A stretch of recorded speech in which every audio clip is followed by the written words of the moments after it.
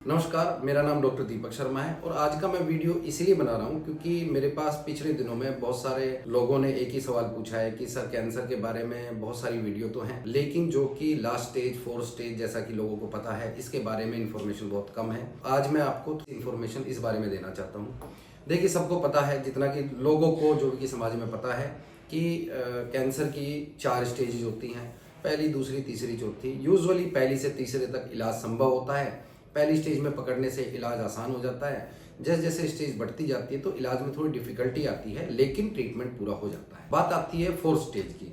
Fourth stage वो stage होती है कि जिसमें केवल पेशेंट ही परेशान नहीं होता है। पेशेंट तो परेशान होता ही होता है लेकिन साथ में जो उनके अटेंडेंट है, घर वाले हैं, रख रखाव करने वाले हैं, वो भी परेशान होते हैं।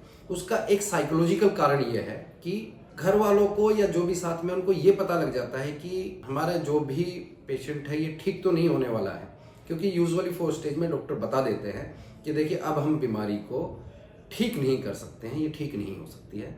हम इसको जो भी ट्रीटमेंट देंगे, मेडिकल देंगे, सर्जिकल देंगे, रेडिएशन जो भी देंगे, हम इसको बीमारी को दबाने की कोशिश कर सकते हैं। तो सबसे पहले जो दिमाग में लोगों को साइकोलॉजिकली आता है कि क्या अब हम इतना एग्रेसिवली अपने जो भी पेशेंट है इनका ट्रीटमेंट कराएं, क्या हम इतना फाइनेंशियली जो भी पैसा लगाएं ना लगाएं, आगे का ट्रीटमेंट हम कंटिन्यू करें, क्या हम आयुर्वेदिक की तरफ चले जाएं, क्या हम अल्टरनेटिव मेडिसिन, बहुत सारी चीज़ें हैं, उस साइड चले जाएं। तो मैं आपको छोटा सा एक एक पॉइंट में इन सब चीज़ों को एक्सप्लेन करना चाहूँगा। जैसे कि मैंने आपको बताया, फोर्थ स्टेज मतलब कि इसमें सभी को ये पता रहता है कि ये बीमारी ठीक नहीं हो सकती है, हम उसको कुछ समय के लिए दबा सकते हैं।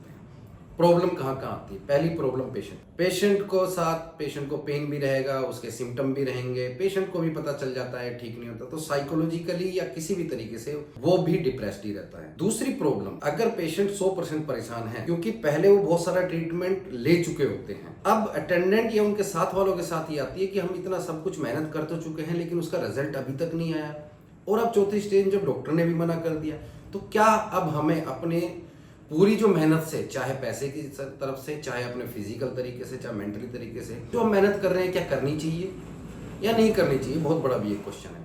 तीसरी चीज की जो प्रॉब्लम आती है वो एक सोशल प्रॉब्लम आती है। घर में पेशेंट को, उनके साथ वालों को पता रहता है क्या सिचुएशन चल रही है, वो डॉक्टर के पास जा रहे हैं, आ रहे हैं, सारी चीजें हो रही हैं, पैसा भी लग रहा है, सब कुछ हो रहा है। बाहर की प्रॉब्लम एक क्या रहती है कि बहुत सारे लोग बहुत सारी चीजें ज्ञान देने के लिए होते हैं कि देखो अब ये ट्रीटमेंट नहीं करा रहे हैं, कुछ ना कुछ बोलते हैं कि आपको अब ट्रीटमेंट कराना चाहिए, आप एक काम करो, यहाँ चले जाओ, आप आयुर्वेदिक की तरफ चले जाओ, आपको अल्टरनेटिव मेडिसिन, मैं एक इन्हीं को जानता हूँ, मैं एलोपैथी की बात नहीं कर रहा, बाकी चाहे कोई भी ट्रीटमेंट हो, कि ऐसे इलाज करते हैं कि वहाँ आप जाएंगे तो वो फोर्थ स्टेज में भी पेशेंट को ठीक कर देते हैं। तो अगर आप बाहर जाएंगे आपको 100 तरह के और ओपिनियन सुनने को मिलते हैं। जो पेशेंट और अटेंडेंट पहले से ही कंफ्यूज हैं, उनको बाहर जाके और कंफ्यूजन मिलता है। ले देख के रिजल्ट ये निकलता है कि एक डायरेक्शन पकड़ने में उनको प्रॉब्लम रहती है कि क्या करें ना करें। बाहर का सोशल दबाव भी है, पैसे की भी प्रॉब्लम आ सकती है क्योंकि सभी लोग पैसे से साउंड नहीं होते, और दूसरी बात, बहुत लंबा ट्रीटमेंट करा के पेशेंट अटेंडेंट दोनों फिजिकली और मेंटली ड्रेन हो चुके हो। ड्रेन होने का मतलब है कि वो थक चुके होते हैं कि अब आगे क्या किया जाए। तो इस चीज के लिए मैं आपको बताता हूँ, जब चौथी स्टेज आ जाती है तो डॉक्टर का गोल क्या रहता है, हमारा गोल क्या है? हमारा गोल ये है पेशेंट की एक तो जो भी लाइफ बची हुई है हम उस लाइफ को थोड़ा प्रोलॉन्ग कर सकें। पहली चीज, जो भी बची है उसको थोड़ा बढ़ा सकें, और दूसरी बात, जो भी लाइफ बची हुई है वो बिना पेन के, बिना तकलीफ के पेशेंट की अगर निकल जाए तो वो पेशेंट अटेंडेंट सबके लिए ही ठीक रहता है। तो इसको हम बोलते हैं बेस्ट सपोर्टिव ट्रीटमेंट, कि अब हमें वो ट्रीटमेंट देना, हम ठीक तो नहीं कर सकते हैं।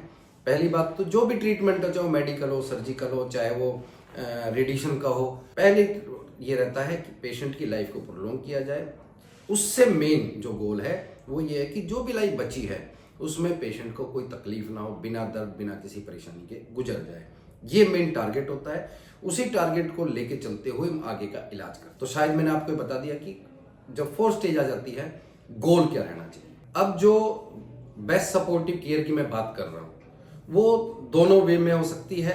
आप वो केयर हॉस्पिटल में भी ले सकते हैं, हॉस्पिटल को हर कोई अफोर्ड नहीं कर पाता। आजकल ऐसी फैसिलिटी है कि घर पे आपके यहाँ पे सब कुछ सेटअप करके और आपको ट्रीटमेंट घर पे भी दे सके, जिससे कि थोड़ा फाइनेंशियल बर्डन भी कम हो जाता है। आना जाना अगर नहीं लगा रहता है तो पेशेंट और अटेंडेंट सबके लिए कुछ ना कुछ कहीं ना कहीं सहूलियत रहती है। अगर मैं केवल एक एग्जांपल देना चाहूँ तो मैं बताऊंगा आपको कि जैसे गोल ब्लैडर का कैंसर हो, वो अधिकतर 80% केसेस में तभी पकड़ा जाता है जबकि उसकी 4th स्टेज होती है। 4th स्टेज का मैंने आपको बता दिया है, क्या हमारा गोल रहता है। ये सारी चीजें मेरे बताने के लिए तो बहुत है, लेकिन जो पेशेंट और मेनली अटेंडेंट जो मैं बात करना चाहता हूँ, जो उनके साथ के लोग रहते हैं, पेशेंट 100% परेशान है तो 200% उनके घर वालों का भी बर्डन पड़ता है, फाइनेंशियली, मेंटली, किसी भी तरह का, फिजिकली, सोशली भी। बहुत सारे लोग बाहर से उल्टी सीधी आके बातें करते हैं, ये इलाज नहीं करा रहे हैं, पैसा बचा रहे हैं, ये वो बहुत सारी चीजों की अगर मैं ले दे के बात करूं तो एक परेशानी वाली बात है। लेकिन मैं आपको केवल लास्ट में यही कहना चाहता हूं कि 4th स्टेज में भी जो भी आप डिसीजन लें, जैसा भी लें, पहली बात तो आपको मेंटली स्ट्रोंग होना पड़ेगा। दूसरी बात, इमोशन अपनी जगह है। ये मेरा